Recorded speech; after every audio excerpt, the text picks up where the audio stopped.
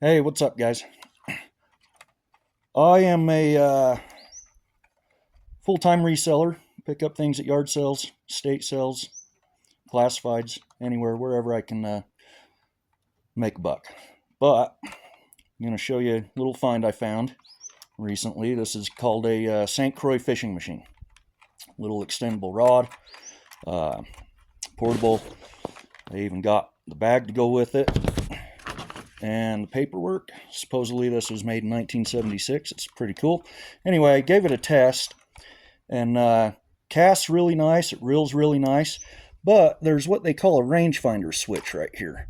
And as you can see, I can't move that to the on or off position. It's just kind of stuck. And I don't know what's going on with it, but what that function is supposed to do is when you cast out, you can flip that on and it will remember how much line was let out, so your next cast is set. So it'd be great if you're fishing near weeds or branches, or if you just wanted to troll at a certain depth. That's what that rangefinder is for. But unfortunately, this one is stuck. And what I'm going to do today is I'm going to open this up and I'm going to see if I can figure out what's going on in there and see if I can repair it and get it working. So in the meantime, I'm going to save you the headache. I'm not going to go through the whole process of showing you how to take this apart, but I do know already how it comes apart. There are 4 screws on each side that you need to remove. You also need to remove the crank, which there's a nut on the end here, and this whole body will slide out of this housing. It'll slide forward. But once I get in here, I'll show you what I find, and we'll see if I can fix it. All right, I'm back and I've opened this thing up. Turns out I probably didn't need to tear it down as far as I needed to, but I think what somebody's done is, if you look right here, somebody has wound line over that pin. This is supposed to move back and forth through there. And I believe somebody had that set on the on position, and they put new line on the spool at the same time, and it's bound up. And it's all bird nested in there. I unwound it as far as I could. I'm going to get out a razor blade, cut that off, and we'll see what happens, and I'll get back to you.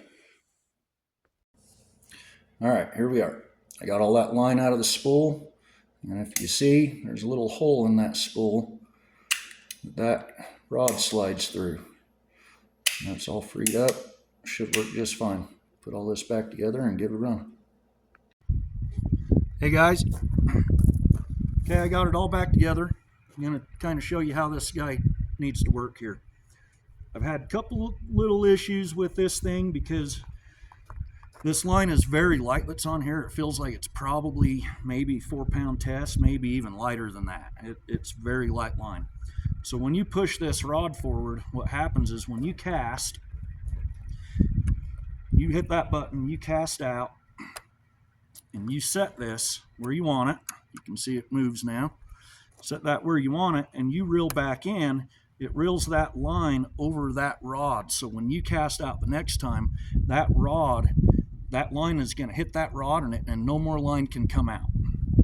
But there's also a little bit of a trick here that I figured out. Let me get this back out of here where we were.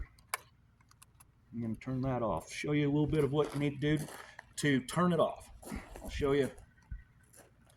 Now, with this rod, there's an ever so slight little gap up in here.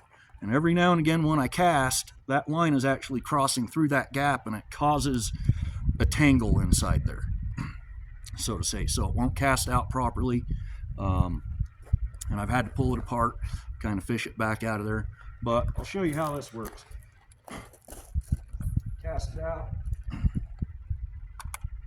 found if I set that trigger, release that trigger, and then click that forward, I'm having better success without getting tangles for some reason. I've looked inside and it really doesn't make any sense, but I'm not having as big problems. So now that's set where I want it. I'm going to cast a little harder, and that line stopped. You probably couldn't see it, but that line stopped, and that's where I wanted it. Now if I want to release it, it needs to be extended all the way out where it was. So like I can pull on the line, it's stopped right now, my trigger is still down. Now I can pull that, I can take that rangefinder off. And I can reel it in, and I can go ahead and cast wherever I want. It's actually a cool little design, but like I say, I think if this had a little heavier line on it, maybe 6 pound, it wouldn't be able to cross through that little gap with that pin and that lower bell and that spool. But anyway, pretty neat little rod, and I'm going to put it up for sale now. My wife told me that she thinks I ought to actually go try it out first, because we have a little lake about 13 minutes from us that we go to the same hole, and boy, if you can drop your lure or bait, whatever, right in that exact spot, then you're catching fish. She says, that would be ideal. And I'm like, yeah, I know, but I have too many fishing poles as is. Let me add that the original problem with this was there really wasn't anything wrong with it. It was just that light line that was slipping through that gap, and I think somebody wound it up, and eventually they couldn't get that free. So it did cast fine before, but man, there was a lot of line wound around it. I don't know how somebody even got that line out, unless they were maybe trolling or something, but it turned out to be an easy fix. So anyway, thanks for watching, guys. Take care. Appreciate it.